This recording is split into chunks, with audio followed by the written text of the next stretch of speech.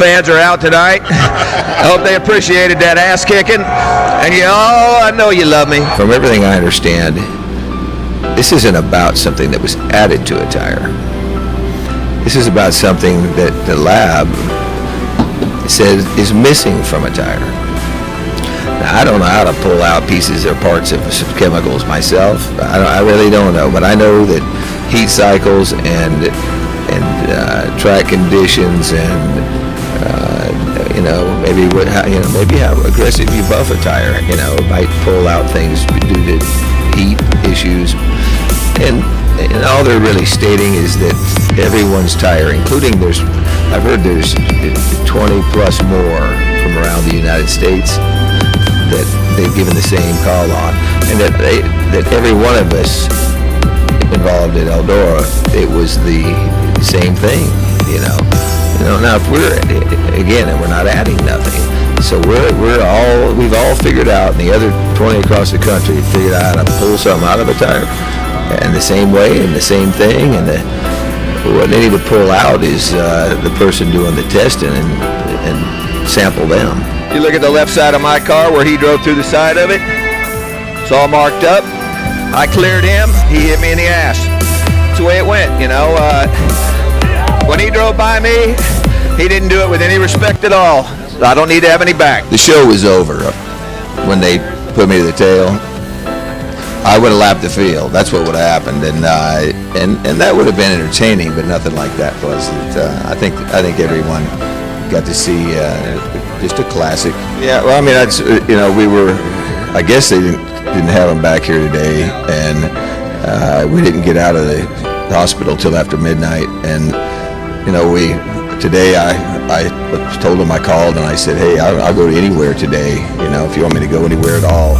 I actually was going to just go do it anyway, and they said, no, just if you bring your stuff from the hospital and you'll be all right. So but that wasn't the problem. When it started raining, I didn't know how long they'd be here. If they'd be here today, it wouldn't really matter. I didn't really care about that. That wasn't the issue. I didn't think I was going to be able to race at all. Well, we just wanted to sit there and make everybody think about it a minute. You had no doubt, though. No, we loaded up. We weren't like the last time. We got home and weighed the car, and it's nice to see that they've got a really good set of scales now. So if we accomplished anything, that was what was accomplished.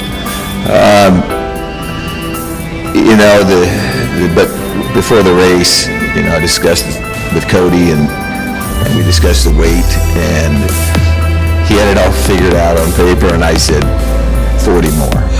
I said, we're not even going to get close tonight. So I was confident. I think we were 60 over. The wall's dark brown. It's covered up. You can't really see much, and the car was black, and there was no numbers on it that you could really identify and really pick up on.